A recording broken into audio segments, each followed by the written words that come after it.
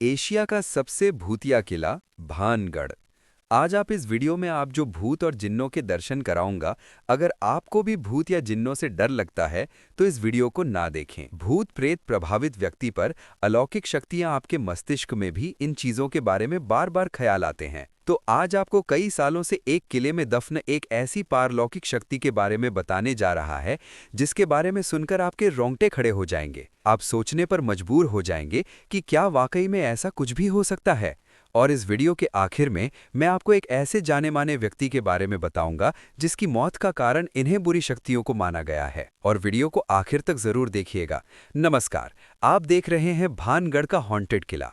और वीडियो को लाइक और चैनल को सब्सक्राइब करने के साथ कमेंट बॉक्स में अपने गांव या शहर का नाम जरूर लिखिएगा। आप सामने लेकिन जिस बोर्ड को देख रहे हैं, राजस्थान के अलवर जिले में भानगढ़ के बाहर लगे बोर्ड पर यह साफ लिखा है, सूर्योदय से पहले और सूर्यास्त के पश्चात आपको इस किले में प्रवेश करना तो दूर, आपको रात के बहुत इस किले के आसपास भी नहीं बैठने दिया जाएगा। आज आपको इसी भानगढ़ के किले की वो दो कहानियां बताऊंगा जिस कारण रात के वक्त लोग इस किले में प्रवेश करना तो दूर, इसके आसपास भी नहीं भटकते। और कुछ लोग इन कहानियों को कहानी नहीं बल्कि सच्ची घटना मानते हैं। कहते हैं कि जब आमेर के राजा भगवंत दास भानगढ़ के किले को बनवा रहे थे तो वहीं कुछ दूरी पर गुरु बालूनाथ तपस्या किया करते थे। जब गुरु बालूनाथ को खबर लगी कि उनके पास में किला बनाया जा रहा है तो उन्होंने राजा को बुलावा भिजवाकर अपने पास बुलवाया। जब राजा भगवंत दास गुरु बालूनाथ के पास पहुंचे तो उन्होंने राजा से कहा कि आप जिस किले को बनवा रहे हो उससे मुझे कोई भी आपत्ति नहीं है, लेकिन इस बात का ध्यान रखना कि इस किले की ऊंचाई इतनी मत कर देना कि इसकी परछाई दिन के किसी भी वक्त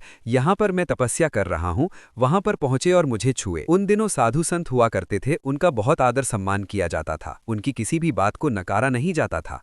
तो राजा ने भी ऐसा ही किया और फिर किले के निर्माण में ऐसा ही किया गया कि किसी भी भाग की ऊंचाई इतनी नहीं रखी गई जिससे कि किले की परछाई गुरु तक पहुंच सके। इस बात का ख्याल अगली 2 पीढ़ियों से दूर रखा गया, लेकिन उसके बाद जब तीसरी पीढ़ी ने भानगढ़ की गद्दी संभाली तो उन्होंने इस बात को गंभीरता से लेते हुए गुरुनाथ की चेतावनी को अनसुना कर दिया और उन्होंने कुछ तारों का पुनः निर्माण करवाकर किले को और ऊंचा करवा दिया। और आखिर किले की परछाई गुरु बालूनाथ तक पहुंच जाती है। और जब ये परछाई बालूनाथ की तपस्या वाले स्थान पर पहुंची तो बालूनाथ को इतना गुस्सा आया कि उन्होंने ये श्राप दे दिया कि भानगढ़ तबाह हो जाएगा।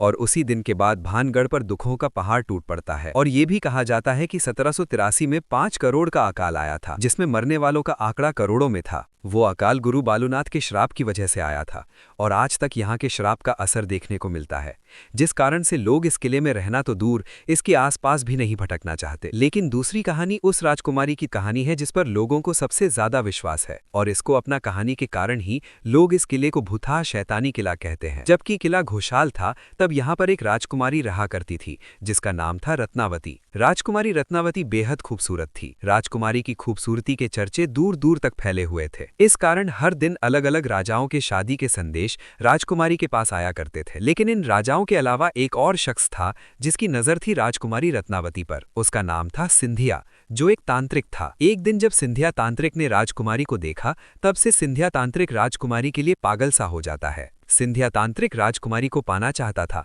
लेकिन सिंधिया तांत्रिक जानता था कि वो सीधे तरीके से राजकुमारी को नहीं पा सकता था, क्योंकि कहाँ शमशान में रहने वाला सिंधिया और कहाँ महलों में रहने वाली राजकुमारी रत्नावती। तो सिंधिया तांत्रिक ने राजकुमारी को पाने के लिए एक ऐसा तरीका अपनाया जिसने उस क्षेत्र का नाश कर दिया। भानगढ़ के इस किले में उन दिनों बाजार लगता था, तो एक दिन राजकुमारी की दासी इसी बाजार में राजकुमारी के लिए तेल लेने आई। बस सिंधिया तांत्रिक को इसी दिन का इंतजार था। जब दासी तेल लेकर वापस जाने लगी तो तांत्रिक ने इशारों किए। सिंधिया तंत्र विद्या में इतना माहिर था कि उसने उस तेल पर वशीकरण का मंत्र फूंक दिया ताकि वो राजकुमारी को पा सके। दासी तेल लेकर राजकुमारी के पास पहुंच जाती है, लेकिन राजकुमारी भी इस विद्या का ज्ञान रखती थी। उसने जैसे ही तेल को देखा वैसे ही उसे शक हो गया कि इस पर किसी ने तंत्र मंत्र किया है। फिर राजकुमारी ने अपनी दासी से पूछा कि तुम्हें बाजार में कौन मिला था। तब दासी ने बताया कि उसे सिंधिया तांत्रिक मिला था। तब सिंधिया तांत्रिक नाम सुनते ही रानी को सब कुछ समझ में आ जाता है। उसे समझ आ गया था कि मामला क्या है। राजकुमारी ने उसी किले के ऊपर पड़े पड़े पत्थर पर तेल घेर दिया। सारा तेल उस पत्थर पर बिखर गया। ये कहा जाता है कि तांत्रिक ने उस तेल पर ऐसा जादू किया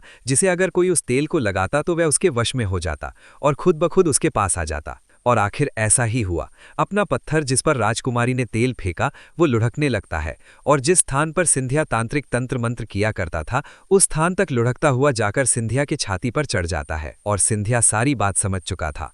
तो मरते मरते सिंधिया तांत्रिक ने श्राप दे दिया कि भानगढ़ तबाह हो जाएगा, सारे लोग मारे जाएंगे और उनकी आत्माएं यहाँ इस किले में भटकती रहेंगी। और इतना कहकर सिंधिया तांत्रिक मर जाता है और इसके बाद होता है एक भयानक युद्ध जिसमें भानगढ़ के सैकड़ों लोग मारे जाते हैं। और ये कहा जाता है कि सिंधिया के उस श्राप के कारण आज तक इस किले में उनकी आत्माएं भटकती हैं और आज भी रात के वक्त यहाँ चीखने चिल्लाने की आवाज आती है। दोस्तों, ये तो थी वो घटनाएं जो पारलौकिक शक्तियों से जोड़कर देखी गई थी, लेकिन इन कहानियों के अलावा एक कारण और भी है जिसने लोगों को ये मानने पर मजबूर कर दिया कि इस किले में कुछ ना कुछ गलत जरूर होता है जो लोगों के लिए खतरनाक हो सकता है। कुछ समय पहले इस किले में रात के वक्त लोग चले जाते थे जो जगह जगह पर इस किले को खोजने लगते थे। उन्हें लगता था कि इस किले में कोई पुराना खजाना गड़ा हुआ है और वो इसी खजाने की तलाश में रात में इस किले में खुदाई किया करते थे। उस वक्त इस किले में रात के वक्त कुछ आपराधिक गतिविधियां होने लगी थी और इन्हीं असामाजिक तत्वों के कारण इस किले में रात के वक्त प्रवेश करना वर्जित कर दिया गया था। फिर 2016 में एक ऐसी घटना घटी